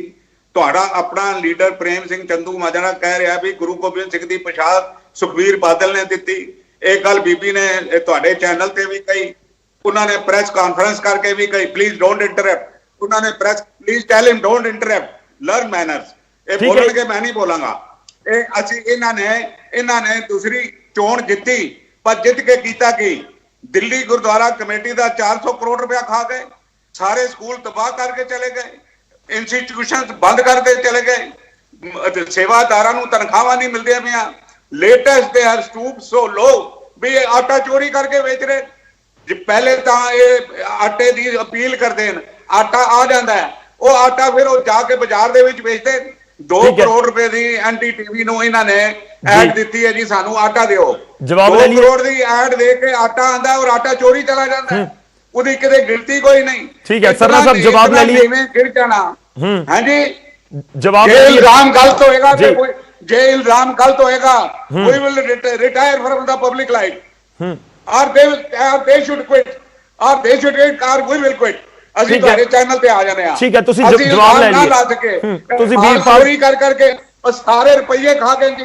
ਠੀਕ ਹੈ 400 ਕਰੋੜ ਰੁਪਏ। ਸਰਨਾ ਸਾਹਿਬ ਜਵਾਬ ਲੈ ਲਈਏ, ਬਹੁਤ ਸਾਰੇ ਇਲਜ਼ਾਮ ਹੋ ਗਏ ਨੇ, ਜਵਾਬ ਲੈ ਲਈਏ। ਦੂਜੀ ਧਿਰ ਨੂੰ ਵੀ ਸੁਣ ਲਈਏ ਉਹ ਕੀ ਕਹਿੰਦੇ ਨੇ। ਅਕਾਲੀ ਦਲ ਦੇ ਬੁਲਾਰੇ ਅਸੀਂ ਤਾਂ ਹੀ ਉਹਨਾਂ ਨੂੰ ਵੀ ਇਨਵਾਈਟ ਕੀਤਾ ਹੋਇਆ, ਲਾਜ਼ਮੀ ਤੌਰ ਤੇ ਹਰ ਧੜਾ ਹੋਣਾ ਚਾਹੀਦਾ ਹੈ। ਵੀਰਪਾਲ ਕੌਰ ਇੰਸਾ ਦਾ ਵੀ ਤੁਸੀਂ ਜ਼ਿਕਰ ਕਰਤਾ, ਉਹ ਤਾਂ ਹੁਣ ਆਪਣੇ ਬਿਆਨ ਤੋਂ ਮੁੱਕਰ ਚੁੱਕੇ ਨੇ। ਉਹ ਕਹਿ ਰਹੇ ਨੇ ਕਿ ਨਹੀਂ, ਮੇਰੇ ਕੋਲ ਇਸ ਦਾ ਕੋਈ ਸਬੂਤ ਨਹੀਂ, ਅਸੀਂ ਉਹ ਵੀ ਦਿਖਾਇਆ ਹੈ। ਮੈਂ ਬਰਾੜ ਸਾਹਿਬ ਤੁਹਾਡਾ ਰਿਐਕਸ਼ਨ ਚਾਹੂੰਗਾ ਇਸ ਦੇ ਉੱਤੇ। ਇਲਜ਼ਾਮ ਬਹੁਤ ਸਾਰੇ ਲਗਾਏ ਜਾ ਰਹੇ ਨੇ ਤੇ ਸਵਾਲ ਮੈਂ ਉਹ ਵੀ ਕੀਤਾ ਸੀ ਕਿ ਹੁਣ ਸਭ ਕੁਝ all is well Manjit Singh GK ਚ ਨਜ਼ਰ ਆ ਰਿਹਾ ਹੈ ਕਿਤੇ ਨਾ ਕਿਤੇ, ਜੋ ਉਹਨਾਂ ਦੇ ਖਿਲਾਫ ਪਹਿਲਾਂ ਬੋਲ ਰਹੇ ਸੀ। ਬਰਾੜ ਸਾਹਿਬ, ਸਰਨਾ ਸਾਹਿਬ ਨੂੰ ਮੈਂ ਬੀ ਟੀਮ ਕਿਹਾ ਹੀ ਨਹੀਂ। ਬੀ ਟੀਮ ਉਹਨੂੰ ਕਿਹਾ ਜਾਂਦਾ ਹੈ ਜਿਹੜਾ ਸਪੋਰਟਿਵ ਹੋਵੇ ਜਾਂ ਕੋਈ ਜਿਹਦੀ ਕੋਈ ਸਪੋਰਟ ਕਰ ਰਿਹਾ ਹੋਵੇ। ਸਰਨਾ ਸਾਹਿਬ ਖੁਦ ਕਾਂਗਰਸ ਦੇ ਮੁੱਖ ਮੰਤਰੀ ਦੇ ਧਾਰਮਿਕ ਸਲਾਹਕਾਰ ਨੇ, ਗਾਂਧੀ ਪਰਿਵਾਰ ਦੇ ਨਿੱਜੀ ਸਲਾਹਕਾਰ ਨੇ। ਇਹ ਕੋਈ ਦੋ ਰਹਿ ਨਹੀਂ ਹੈ, ਰੁਕੀ ਨਹੀਂ, ਕਿਤੇ ਲੁਕੀ ਛਿਪੀ ਗੱਲ ਨਹੀਂ ਹੈ, ਸਾਰਾ ਕੁਝ ਰਿਕਾਰਡ ਤੇ ਹੈ। ਇੱਕ ਗੱਲ। ਦੂਜੀ ਮੈਂ ਬੇਨਤੀ ਇਹ ਕਰਦੇ ਹਾਂ ਵੀ ਜਿੰਨਾ ਦਿੱਲੀ ਗੁਰਦੁਆਰਾ ਪ੍ਰਬੰਧਕ ਕਮੇਟੀ ਨੇ ਕੰਮ ਕੀਤਾ ਹੈ, ਆ ਹੁਣ ਵੀ ਤੁਸੀਂ ਲਾ ਲਓ ਜੋ ਕਰੋਨਾ ਦੇ ਦੌਰਾਨ ਹੋਇਆ ਹੈ, ਇਹ ਸਰਨਾ ਸਾਹਿਬ ਦੀ ਬੁਖਲਾਹਟ ਹੀ ਹੈ। ਲੋਕ ਹਰ ਚੈਨਲ ਨੇ ਸਟੋਰੀਆਂ ਦਿਖਾਈਆਂ, ਹਰ ਚੈਨਲ ਨੇ ਸਾਰੀ ਦੁਨੀਆ ਤੱਕ ਇਸ ਗੱਲ ਦੀ ਸਰਾਹਨਾ ਹੋਈ ਹੈ ਕਿ ਕਿੰਨਾ ਵੱਡਾ ਕੰਮ ਇਸ ਕਰੋਨਾ ਦੇ ਦੌਰਾਨ ਦਿੱਲੀ ਗੁਰਦੁਆਰਾ ਪ੍ਰਬੰਧਕ ਕਮੇਟੀ ਨੇ ਕੀਤਾ ਹੈ। ਇਹ ਜਿਹੜੇ ਘਪਲੇ ਤੇ ਖਾਣ ਵਾਲੀਆਂ ਗੱਲਾਂ ਇਹ ਸਰਨਾ ਸਾਹਿਬ ਦੇ ਯਾਦ ਆ ਰਹੀਆਂ, ਇਹਨਾਂ ਦੇ ਆਪਣੇ ਵੇਲੇ ਦੀਆਂ। ਕਿਧਰੇ ਇੱਕ ਹਸਪੀਟਲ ਦੇਤਾ ਸੀ ਪ੍ਰਾਈਵੇਟ ਬੰਦੇ ਨੂੰ, ਕਿਧਰੇ ਪਤਾ ਨਹੀਂ ਕੀ ਉਹ ਪ੍ਰਿੰਟਿੰਗ ਪ੍ਰੈਸ ਵਾਲੇ ਥਾਂ ਤੋਂ ਲੱਭ ਗਿਆ ਸੀ, ਬੜਾ ਕੁਝ ਹੈ। ਇਹ ਲੋਕਾਂ ਦੇ ਵਿੱਚ ਗੱਲਾਂ ਦਿੱਲੀ ਦਿਆਂ ਦੇ ਵਿੱਚ ਪਹਿਲਾਂ ਹੀ ਹੈਗੀਆਂ, ਔਰ ਜਦੋਂ ਚੋਣਾਂ ਆਉਣਗੀਆਂ ਉਹ ਫੇਰ ਵੀ ਕਰਨਗੇ। ਇਹਨਾਂ ਨੇ ਜੋ ਕਰਨਾ ਹੈ ਕਰ ਲੈਣਗੇ। ਅਸੀਂ ਲੋਕਾਂ ਦੀ ਕਚਹਿਰੀ 'ਚ ਜਾਵਾਂਗੇ, ਪ੍ਰਮਾਤਮਾ ਮਿਹਰ ਕਰੇਗਾ ਕਿ ਦੁਬਾਰਾ ਫੇਰ ਜਿਵੇਂ ਸ਼੍ਰੋਮਣੀ ਅਕਾਲੀ ਦਲ ਨੂੰ ਪਹਿਲਾਂ ਸੇਵਾ ਦਿੱਤੀ ਹੈ। ਮੈਂ ਗੌਰਵ ਜੀ, ਜਿਵੇਂ ਸਾਹਿਬ ਵੀਰ ਦਵਿੰਦਰ ਸਿੰਘ ਜੀ ਨੇ, ਕੋਈ ਚਿੰਤਾ ਨਹੀਂ, ਇੱਕ ਸੈਕਿੰਡ, ਜੇਕਰ ਸਾਹਮਣੇ ਸਰਨਾ ਭਰਾ ਜੀ.ਕੇ. ਢੀਂਡਸਾ ਦਿੱਲੀ ਚੋਣਾਂ ਦੇ ਵਿੱਚ ਸਾਰੇ ਇਕੱਠੇ ਆ ਕੇ ਖੜੇ ਹੁੰਦੇ ਨੇ, ਦੇਖੋ ਮੇਰੀ ਇੱਕ ਉਹ ਧੜਾ ਮਜ਼ਬੂਤ ਕਰਨ ਦੀ ਕੋਸ਼ਿਸ਼ ਲੱਗੇ ਹੋਏ ਨੇ ਤੁਹਾਡੇ ਖਿਲਾਫ। ਮੇਰੀ ਇੱਕ ਬੇਨਤੀ ਹੈ, ਲੋਕ ਹਮੇਸ਼ਾ ਪਾਰਟੀ ਨੂੰ ਵਜਨ ਦਿੰਦੇ ਹੁੰਦੇ ਕਿ ਕਿਹੜੀ ਪਾਰਟੀ ਹੈ, ਇਸ ਕਰਕੇ ਪਾਰਟੀ ਵੱਡੀ ਹੁੰਦੀ ਹੈ, ਕਦੇ ਬੰਦੇ ਵੱਡੇ ਨਹੀਂ ਹੋਏਗੇ। ਇੱਕ ਗੱਲ ਗੌਰਵ, ਮੈਂ ਇੱਕ ਗੱਲ ਸਰਦਾਰ ਵੀਰ ਦਵਿੰਦਰ ਸਿੰਘ ਜੀ ਨੂੰ ਅੱਗੇ ਵਧਾ ਦਿਆਂ, ਕਿਰਪਾ ਕਰਕੇ ਤੁਸੀਂ ਬਾਰ-ਬਾਰ ਕਬਜ਼ਾ ਸ਼ਬਦ ਵਰਤ ਰਹੇ ਹੋ। ਨਾ ਕਬਜ਼ਾ ਇਹ ਕਰ ਸਕਦੇ ਆ ਕਿਸੇ ਤੇ ਨਾ ਕੋਈ ਸਾਡਾ ਹੈ। ਡੈਮੋਕ੍ਰੈਟਿਕ ਵੇ ਹੈਗਾ, ਵੋਟਾਂ ਪੈਂਦੀਆਂ, ਵੋਟਾਂ 'ਚ ਜਿਹਨੂੰ ਚੁਣਦੇ ਆ ਉਹਨਾਂ ਨੂੰ ਅਧਿਕਾਰ ਮਿਲਦਾ। ਕਿਰਪਾ ਕਰਕੇ ਮੈਂ ਵੀ ਤੁਹਾਨੂੰ ਬੇਨਤੀ ਕਰੂੰਗਾ ਕਿ ਸ਼੍ਰੋਮਣੀ ਗੁਰਦੁਆਰਾ ਪ੍ਰਬੰਧਕ ਕਮੇਟੀ ਨਾਲ, ਦਿੱਲੀ ਗੁਰਦੁਆਰਾ ਪ੍ਰਬੰਧਕ ਕਮੇਟੀ ਨਾਲ, ਸ਼੍ਰੀ ਅਕਾਲ ਤਖਤ ਸਾਹਿਬ ਨਾਲ ਸੰਬੰਧਿਤ ਜਿਹੜੇ ਕੋਈ ਸ਼ਬਦ ਹੈ, ਕਿਰਪਾ ਕਰਕੇ ਜੇ ਤੁਸੀਂ ਕੋਈ ਵੀ ਬੋਲਣ ਜਾਂ ਕਿਤੇ ਪੇਸ਼ ਕਰਨ ਤੋਂ ਪਹਿਲਾਂ ਜ਼ਰੂਰ ਥੋੜੇ ਜਿਹੇ ਪੜ੍ਹ ਲਿਆ ਕਰੋ, ਤਾਂ ਸਾਨੂੰ ਉਹਦੇ 'ਚ ਖੁਸ਼ੀ ਮਿਲੂਗੀ। ਹਾਲਾਂਕਿ ਅਸੀਂ ਤੁਹਾਨੂੰ ਕਹਿ ਨਹੀਂ ਸਕਦੇ ਕੁਝ ਬਹੁਤਾ, ਪਰ ਇਸ ਕਰਕੇ ਕਿਰਪਾ ਕਰਕੇ ਆਪਾਂ ਚੰਗੇ ਸ਼ਬਦ ਜਿਹੜੇ ਇੱਕ ਵਰਤੀ ਦੇ ਆ, ਇਹ ਸਿੱਖੀ ਬਰਾੜ ਸਾਹਿਬ ਅਸੀਂ ਸਲਾਹ ਤਾਂ ਸਾਰਿਆਂ ਦੀ ਮੰਨਦੇ ਆ, ਐਸੀ ਗੱਲ ਨਹੀਂ। ਅਸੀਂ ਇਸ ਦਾ ਬਹੁਤ ਧਿਆਨ ਰੱਖਦੇ ਹਾਂ ਕਿ ਜਿਹੜੀਆਂ ਰਵਾਇਤਾਂ ਦੇ ਮੁਤਾਬਿਕ ਸ਼ਬਦਾਂ ਦਾ ਅਸੀਂ ਇਸਤੇਮਾਲ ਕਰੀਏ, ਪਰ ਇਹ ਸ਼ੁਰੂਆਤ ਤੋਂ ਹੀ ਰੀਤ ਚੱਲਦੀ ਆਈ ਹੈ ਜਿਹੜੇ ਸ਼ਬਦਾਂ ਦਾ ਮੈਂ ਵੀ ਇਸਤੇਮਾਲ ਕਰ ਰਿਹਾ। ਠੀਕ ਹੈ, ਅਸੀਂ ਹੋਰ ਵੀ ਅੱਗੇ ਨੂੰ ਧਿਆਨ ਰੱਖਾਂਗੇ। ਵੀਰ ਦਵਿੰਦਰ ਜੀ, ਮੈਂ ਤੁਹਾਡਾ ਇਸ ਦੇ ਉੱਤੇ ਰਿਐਕਸ਼ਨ ਚਾਹੂੰਗਾ। ਇੱਕ ਪਾਸੇ ਸਰਨਾ ਸਾਹਿਬ ਨੇ ਜ਼ਿਕਰ ਕਰ ਦਿੱਤਾ ਤੇ ਦੂਜੇ ਪਾਸੇ ਜੋ ਮੈਂ ਪਹਿਲਾਂ ਸਵਾਲ ਵੀ ਚੁੱਕ ਰਿਹਾ ਸੀ ਕਿ ਜਦੋਂ ਅਸੀਂ ਸਿਆਸੀ ਚੋਣਾਂ ਦਾ ਜ਼ਿਕਰ ਕਰਦੇ ਹਾਂ, ਕਿਉਂਕਿ ਇੱਕ ਤਰੀਕੇ ਨਾਲ ਇੱਕ ਰਾਹ ਦਿਖਾਇਆ ਜਾ ਰਿਹਾ ਕਿ ਪੰਥਕ ਰਾਹ ਦਿਖਾਇਆ ਜਾ ਰਿਹਾ ਕਿ ਪੰਥਕ ਤੌਰ ਦੇ ਉੱਤੇ ਪਹਿਲਾਂ ਜਿੱਤ ਹਾਸਲ ਕਰ ਲਓ, ਡੀਐਸਜੀਐਮਸੀ ਜਾਂ ਫਿਰ ਐਸਜੀਪੀਸੀ ਦੇ ਵਿੱਚ ਇਕਾਈ ਦੇ ਵਿੱਚ ਜਿਹੜੀ ਪਾਰਟੀ ਹੈ ਉਹ ਜਿੱਤ ਹਾਸਲ ਕਰ ਲਵੇ, ਉਸ ਤੋਂ ਬਾਅਦ ਸਿਆਸਤ ਦੇ ਵੱਲ ਵਧੀਏ। ਆਮ ਤੌਰ ਤੇ ਹੁੰਦਾ ਉਲਟ ਹੈ ਕਿ ਪਹਿਲਾਂ ਜਿਹੜੀ ਸਿਆਸੀ ਤੌਰ ਦੇ ਉੱਤੇ ਵੱਡੀ ਪਾਰਟੀ ਹੈ ਉਹ ਜਾ ਕੇ ਐਸਜੀਪੀਸੀ ਜਾਂ ਡੀਐਸਜੀਐਮਸੀ ਦੇ ਵਿੱਚ ਕਹੀਏ ਸਮਰਥਨ ਕਰਦੀ ਹੈ ਜਾਂ ਫਿਰ ਹੱਥ ਅਜ਼ਮਾਉਂਦੀ ਹੈ, ਆਪਣੇ ਉਮੀਦਵਾਰ ਉਤਾਰਦੀ ਹੈ। ਪਰ ਤੁਹਾਡਾ ਧੜਾ ਅਲੱਗ ਤਰੀਕੇ ਨਾਲ ਰਿਐਕਟ ਕਰ ਰਿਹਾ। ਕੋਈ ਆਵਾਜ਼ ਨਹੀਂ ਆ ਰਹੀ, ਪਤਾ ਹੀ ਨਹੀਂ ਕੀ ਕਹਿ ਰਹੇ ਹੋ। ਵੀਰ ਦਵਿੰਦਰ ਜੀ, ਆਵਾਜ਼ ਨਹੀਂ ਪਹੁੰਚ ਰਹੀ ਮੇਰੀ? ਕੋਈ ਤੁਹਾਡੀ ਆਵਾਜ਼ ਨਹੀਂ ਆ ਰਹੀ, ਨਾ ਮੈਨੂੰ ਇਹ ਪਤਾ ਚਰਨਜੀਤ ਸਿੰਘ ਕੀ ਬੋਲ ਰਿਹਾ, ਕੋਈ ਆਵਾਜ਼ ਹੀ ਨਹੀਂ ਆ ਰਹੀ। मैं आपको क्वेश्चन सुनाई, चलो जेकर मेरी आवाज पहुंच रही है मैं अपना सवाल दोहरावा। फिर फ्रेम नहीं बनेगा, नहीं बोलेगा फ्रेम नहीं आ नहीं जाएगा। रही राइट। ਚਲੋ ਲੱਗ ਰਿਹਾ ਕਿ ਕੋਈ ਨੈਟਵਰਕ ਦਾ ਇਸ਼ੂ ਹੈਗਾ ਕਿ ਤੁਹਾਡੇ ਤੱਕ ਆਵਾਜ਼ ਨਹੀਂ ਪਹੁੰਚ ਰਹੀ। ਮੈਂ ਕੁਲਦੀਪ ਬੈਜ ਜੀ ਤੋਂ ਰਿਐਕਸ਼ਨ ਲੈ ਲਾਂ। ਕੁਲਦੀਪ ਬੈਜ ਜੀ, ਕਿੰਨਾ ਜਾਇਜ਼ ਮੰਨਦੇ ਹੋ ਤੁਸੀਂ ਇਸ ਪੂਰੇ ਰਾਹ ਨੂੰ ਜੋ ਅਸੀਂ ਲਗਾਤਾਰ ਜ਼ਿਕਰ ਕਰ ਰਹੇ ਹਾਂ ਕਿ 22 ਤੋਂ ਪਹਿਲਾਂ 21 ਦੇ ਉੱਤੇ ਨਜ਼ਰਾਂ ਤੇ ਪੰਥਕ ਚੋਣਾਂ ਦੇ ਉੱਤੇ ਨਜ਼ਰਾਂ, ਤੇ ਇਹ ਵੀ ਕਿਹਾ ਜਾ ਰਿਹਾ ਕਿ ਪੰਥਕ ਚੋਣਾਂ ਜਿੱਤ ਹਾਸਲ ਕਰਕੇ 2022 ਦੀ ਰਾਹ ਆਸਾਨ ਹੋ ਸਕਦੀ ਹੈ, ਇਸ ਦਾ ਵੀ ਜ਼ਿਕਰ ਹੋ ਰਿਹਾ ਹੈ। ਤਾਂ ਲੱਗਦਾ ਹੈ ਕਿ ਉਸ ਤਰੀਕੇ ਨਾਲ ਇਸ ਚੀਜ਼ਾਂ ਨੂੰ ਵਰਤਿਆ ਜਾਣਾ ਚਾਹੀਦਾ ਹੈ। ਇਹ ਕਿੰਨਾ ਕੁ ਜਾਇਜ਼ ਤੁਸੀਂ ਮੰਨਦੇ ਹੋ ਇਸ ਦੇ ਵਿੱਚ? ਗੌਰਵ ਜੀ, ਤੁਹਾਨੂੰ ਮੈਂ ਪਹਿਲਾਂ ਵੀ ਬੇਨਤੀ ਕੀਤੀ ਸੀ, ਪਬਲਿਕ ਦੇ ਸਾਹਮਣੇ ਵੀ ਐਡਮਿਟ ਕਰਦੇ ਹਾਂ ਕਿ ਕਾਂਗਰਸ ਪਾਰਟੀ ਇੱਕ ਸੈਕੂਲਰ ਪਾਰਟੀ ਹੈ, ਲੇਕਿਨ ਸਮੱਸਿਆਵਾਂ ਇੱਥੇ ਆਉਂਦੀਆਂ ਨੇ ਕਿ ਪੋਲੀਟੀਕਲ ਪਾਰਟੀ ਜਿਹੜੀ ਸ਼੍ਰੋਮਣੀ ਅਕਾਲੀ ਦਲ ਹੈ, ਬਿਲਕੁਲ ਇਹ ਜਿਹੜੀ ਬਰਾੜ ਸਾਹਿਬ ਨੇ ਸ਼੍ਰੀ ਅਕਾਲ ਤਖਤ ਸਾਹਿਬ ਦੀ ਗੱਲ ਕੀਤੀ ਹੈ, ਉਹਦੇ ਵਾਸਤੇ ਹਰ ਬੰਦਾ ਬਹੁਤ ਸੋਚ ਸਮਝ ਕੇ ਬੋਲਦਾ। ਪਹਿਲੀ ਗੱਲ ਤਾਂ ਕੋਈ ਗਲਤ ਸ਼ਬਦ ਨਿਕਲਦਾ ਹੀ ਨਹੀਂ। ਜਿੱਥੋਂ ਤੱਕ ਸ਼੍ਰੋਮਣੀ ਗੁਰਦੁਆਰਾ ਪ੍ਰਬੰਧਕ ਕਮੇਟੀ ਦਾ ਸਵਾਲ ਹੈ ਜਾਂ ਦਿੱਲੀ ਗੁਰਦੁਆਰਾ ਪ੍ਰਬੰਧਕ ਕਮੇਟੀ ਦਾ ਸਵਾਲ ਹੈ, ਉਹ ਜੱਗ ਜ਼ਾਹਰ ਹੈ, ਸਭ ਨੂੰ ਪਤਾ ਹੈ ਕਿ ਕਿੱਦਾਂ ਇਹ ਸਾਰਾ ਕੁਝ ਇਹਨਾਂ ਨੇ ਮੈਨੇਜ ਕੀਤਾ। ਬਿਲਕੁਲ ਐਸਜੀਪੀਸੀ ਦੇ ਉੱਤੇ ਸ਼੍ਰੋਮਣੀ ਅਕਾਲੀ ਦਲ ਦੀ ਇਹਨਾਂ ਦੇ ਬੰਦਿਆਂ ਦਾ ਕਬਜ਼ਾ ਹੈ। ਇਹਨਾਂ ਨੇ ਜਿਹੜੇ ਪ੍ਰਧਾਨ ਲਾਏ ਨੇ ਉਹ ਬਿਲਕੁਲ ਰਿਲੀਜੀਅਸ ਨਹੀਂ ਹੈ, ਇਹ ਸਭ ਨੂੰ ਪਤਾ ਹੈ, ਸਾਰੇ ਪੋਲੀਟੀਕਲ ਬੰਦੇ ਨੇ। ਇਹ ਜਿਹੜਾ ਤੁਹਾਡਾ ਸਵਾਲ ਹੈ ਗੌਰਵ ਜੀ, ਇਹ ਬਿਲਕੁਲ ਇਹਦਾ ਜਿਹੜਾ ਪ੍ਰਭਾਵ ਹੈ ਸਾਰੀ ਸਿੱਖ ਸੰਗਤ ਦੇ ਵਿੱਚ ਰੋਹ ਹੈ, ਚਾਹੇ ਸਾਡੇ ਕੋਈ ਪੰਜਾਬ ਦੇ ਲੋਕ ਨੇ, ਬਾਕੀ ਹਿੰਦੁਸਤਾਨ 'ਚ ਰਹਿੰਦੇ ਲੋਕ ਨੇ, ਜਿਹੜੇ ਬਾਹਰ ਲੋਕ ਰਹਿੰਦੇ ਆ, ਉਹਨਾਂ ਵੱਲੋਂ ਹਮੇਸ਼ਾ ਹੀ ਇਹ ਕਿਹਾ ਜਾਂਦਾ ਹੈ ਕਿ ਜਿਹੜੀ ਸ਼੍ਰੋਮਣੀ ਗੁਰਦੁਆਰਾ ਪ੍ਰਬੰਧਕ ਕਮੇਟੀ ਹੈ ਜਾਂ ਦਿੱਲੀ ਗੁਰਦੁਆਰਾ ਪ੍ਰਬੰਧਕ ਕਮੇਟੀ ਹੈ, ਇਹ ਪਿਓਰ ਸਾਡੀ ਨਿਰੋਲ ਧਾਰਮਿਕ ਸੰਸਥਾ ਹੋਣੀ ਚਾਹੀਦੀ ਹੈ।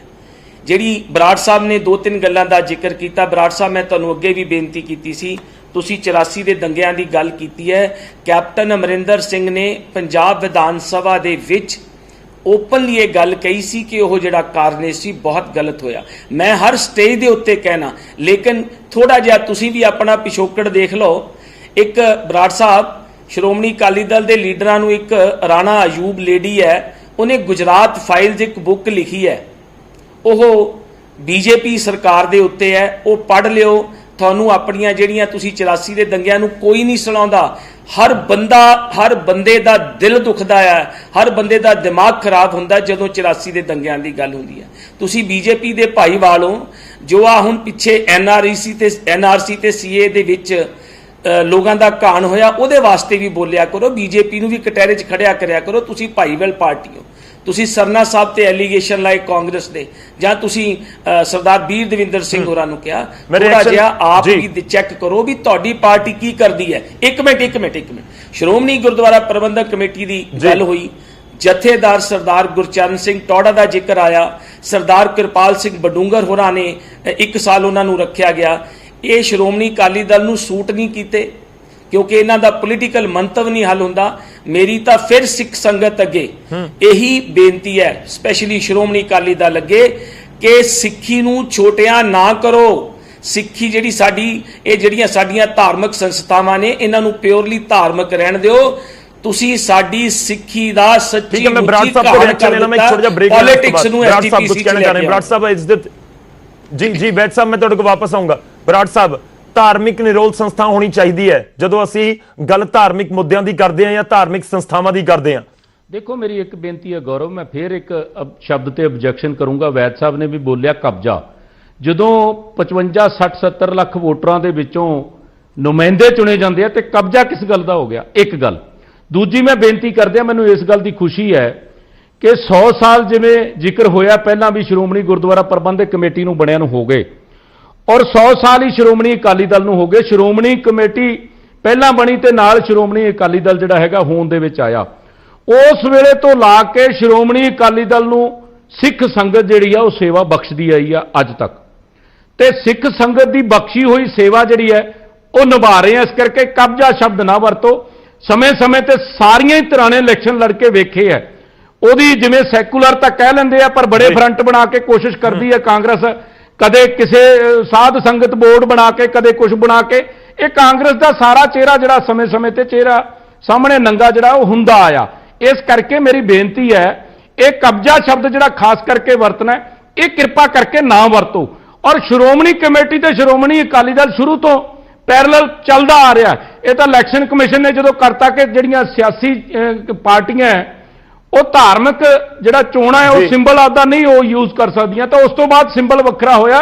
ਵਰਨਾ ਸ਼੍ਰੋਮਣੀ ਅਕਾਲੀ ਦਲ ਆਪਦੇ ਉਮੀਦਵਾਰ ਐਲਾਨਦਾ, ਹਰ ਉਮੀਦਵਾਰ ਲਈ ਪਿੰਡ-ਪਿੰਡ ਜਾ ਕੇ ਅਸੀਂ ਆਪਦਾ ਚੋਣ ਪ੍ਰਚਾਰ ਕਰਦੇ ਹਾਂ, ਵਿਰੋਧੀ ਪਾਰਟੀਆਂ ਵਾਲੇ ਵੀ ਸਾਰੇ ਕਰਦੇ ਆ ਤੇ ਲੋਕ ਚੁਣਦੇ ਆ। ਡੈਮੋਕ੍ਰੈਟਿਕ ਸਾਡਾ ਸਿੱਖਾਂ ਦੇ ਵਿੱਚ ਇੱਕੋ ਇੱਕ ਮੇਰਾ ਖਿਆਲ ਹੈ ਸਾਡਾ ਧਾਰਮਿਕ ਸਾਡੀ ਸਿੱਖਾਂ ਦੀ ਪਛਾਣ ਹੈ ਜਾਂ ਸਿੱਖਾਂ ਦੀ ਸੰਸਥਾ ਹੈ ਜਿਹਦੀ ਚੁਣੇ ਹੋਏ ਨੁਮਾਇੰਦੇ ਜਿਹੜੇ ਆ ਪ੍ਰਬੰਧ ਕਰਦੇ ਆ, ਬਾਕੀ ਕਿਸੇ ਦੇ ਵਿੱਚ ਨਹੀਂ ਹੈਗਾ। ਇੱਕ ਦੂਜਾ ਸ਼ਬਦ ਜਿਹੜਾ ਹੈਗਾ ਵੈਦ ਸਾਹਿਬ ਦਾ ਮੈਨੂੰ ਚੰਗਾ ਨਹੀਂ ਲੱਗਿਆ। ਵੈਦ ਸਾਹਿਬ ਥੋੜਾ ਜਿਹਾ ਉਹਨੂੰ ਚੇਂਜ ਕਰ ਲਓ। ਜੇ ਤੁਹਾਡੇ ਦਿਲ ਤੇ ਵਾਕਈ ਸੱਟ ਵੱਜੀ ਹੈ, ਉਹ ਦੰਗੇ ਨਹੀਂ ਸੀ, ਉਹ ਕਤਲੇਆਮ ਸੀ। ਭਾਵੇਂ ਜਿਹੜਾ ਕਿ ਮੌਕੇ ਦੇ ਪ੍ਰਧਾਨ ਮੰਤਰੀ ਨੇ ਕਿਹਾ ਕਿ ਜਦ ਬੜਾ ਪੇੜ ਗਿਰਤਾ ਤਾਂ ਧਰਤੀ ਹਿਲਤੀ ਹੈ, ਤੇ ਉਹਦੇ ਪਿੱਛੇ ਧਰਤੀ ਹਿਲਾਉਣ ਵਾਲਾ ਕੋਈ ਵੀ ਹੋਵੇ ਜਿਹਦਾ ਤੁਸੀਂ ਜ਼ਿਕਰ ਕਰਦੇ ਹੋ, ਸਾਡੇ ਲਈ ਉਹ ਸਿੱਖਾਂ ਦੇ ਬੜੇ ਵੱਡੇ ਦੁਸ਼ਮਣ ਹੈ। ਸਾਡੇ ਲਈ ਸਿੱਖਾਂ ਦੇ ਬੜੇ ਵੱਡੇ ਉਹ ਜ਼ਾਲਮ ਲੋਕ ਨੇ ਜਿਹੜੇ ਸਾਡੇ ਆਜ਼ਾਦ ਭਾਰਤ 'ਚ ਵੀ ਸਾਡੇ ਤੇ ਹਮਲੇ। ਠੀਕ ਹੈ ਬਰਾੜ ਸਾਹਿਬ, ਜਿਹੜੇ ਕੰਸਰਨ ਤੁਹਾਡੇ ਹੈਗੇ ਨੇ ਤੁਸੀਂ ਜ਼ਿਕਰ ਕੀਤਾ, ਚਲੋ ਠੀਕ ਹੈ। ਮੈਂ ਇੱਕ ਛੋਟਾ ਜਿਹਾ ਮੈਨੂੰ ਇੱਥੇ ਬ੍ਰੇਕ ਲੈਣਾ ਪਏਗਾ। ਹਾਲਾਂਕਿ ਕਬਜ਼ਾ ਵਰਡ ਹਰ ਵਾਰੀ ਨੈਗੇਟਿਵ ਨਹੀਂ ਹੁੰਦਾ। ਚਰਨਜੀਤ ਬਰਾੜ ਜੀ, ਤੁਸੀਂ ਵੀ ਸ਼ਾਇਦ ਸਹਿਮਤ ਹੋਵੋ ਇਸ ਚੀਜ਼ ਦੇ ਨਾਲ, ਪਰ ਕਬਜ਼ੇ ਦੀ ਜਗ੍ਹਾ ਕਾਬਜ਼ ਵਰਡ ਵੀ ਇਸਤੇਮਾਲ ਕੀਤਾ ਜਾ ਸਕਦਾ। ਹਾਲਾਂਕਿ ਆਪਾਂ ਇੱਥੇ ਵਰਡਸ ਦੇ ਉੱਤੇ ਡਿਸਕਸ਼ਨ ਕਰਨ ਲਈ ਨਹੀਂ ਬੈਠੇ, ਪਰ ਕਈ ਵਾਰੀ ਹਰ ਇੱਕ ਸ਼ਬਦ ਨੂੰ ਆਪਾਂ ਨੈਗੇਟਿਵ ਤਰੀਕੇ ਨਾਲ ਸੋਚੀਏ ਤਾਂ ਨਹੀਂ ਹੁੰਦਾ, ਕਿਉਂਕਿ ਅਸੀਂ ਕਹਿੰਦੇ ਹਾਂ ਕੇਂਦਰ ਦੇ ਵਿੱਚ ਬੀਜੇਪੀ ਦਾ ਕਬਜ਼ਾ ਹੈ, ਤਾਂ ਉਸ ਦਾ ਮਤਲਬ ਇਹ ਨਹੀਂ ਹੈ ਕਿ ਉਹਨਾਂ ਨੇ ਜਾ ਕੇ ਉੱਥੇ ਕਬਜ਼ਾ ਕਰ ਲਿਆ। ਉਹ ਲੋਕਤੰਤਰਿਕ ਵੇ ਦੇ ਨਾਲ ਕਬਜ਼ਾ ਹੋਇਆ, ਕੇਂਦਰ ਦੀ ਸਰਕਾਰ ਆਉਣ ਦੇ ਕੋਲ ਜਾਂ ਕਾਂਗਰਸ ਦਾ ਕਬਜ਼ਾ ਕਿਹਾ ਜਾਂਦਾ ਹੈ, ਪੰਜਾਬ ਦੇ ਵਿੱਚ ਕਬਜ਼ਾ ਹੈ, ਤਾਂ ਨੈਗੇਟਿਵ ਵਰਡ ਨਹੀਂ ਹੈ, ਕਾਬਜ਼ ਵਰਡ ਵੀ ਯੂਜ਼ ਹੋ ਸਕਦਾ ਹੈ। ਮੈਂ ਇੱਕ ਛੋਟੇ ਜਿਹੇ ਬ੍ਰੇਕ ਲਈ ਰੁਕ ਲਿਆ, ਫੌਰਨ ਹਾਜ਼ਰ ਹੋ। ਬ੍ਰੇਕ ਤੋਂ ਬਾਅਦ ਇੱਕ ਵਾਰ ਫਿਰ ਤੋਂ ਤੁਹਾਡਾ ਸਵਾਗਤ ਹੈ। ਚਰਚਾ ਨੂੰ ਅੱਗੇ ਵਧਾਉਂਦੇ ਹਾਂ ਤੇ ਮਹਿਮਾਨ ਲਗਾਤਾਰ ਸਾਡੇ ਨਾਲ ਜੁੜੇ ਹੋਏ ਨੇ। ਮੈਂ ਸਿੱਧਾ ਰੁਕ ਕਰਾਂਗਾ ਵੀਰ ਦਵਿੰਦਰ ਜੀ ਦਾ। ਵੀਰ ਦਵਿੰਦਰ ਜੀ, ਜੇਕਰ ਮੇਰੀ ਆਵਾਜ਼ ਤੁਹਾਡੇ ਤੱਕ ਪਹੁੰਚ ਰਹੀ ਹੈ ਤਾਂ ਤੁਹਾਡਾ ਰਿਐਕਸ਼ਨ ਚਾਹਾਂਗੇ। ਮੈਂ ਵੀ ਸੁਣ ਰਿਹਾ ਸੀ ਕਿ ਤੁਸੀਂ ਨਹੀਂ ਸੁਣ ਪਾਏ ਕਿ ਚਰਨਜੀਤ ਬਰਾੜ ਔਰ ਕੀ ਕੁਝ ਕਹਿ ਰਹੇ ਨੇ ਤੇ ਦੂਜੇ ਜਿਹੜੇ ਮਹਿਮਾਨ ਨੇ ਉਹਨਾਂ ਨੇ ਕੀ ਕਿਹਾ।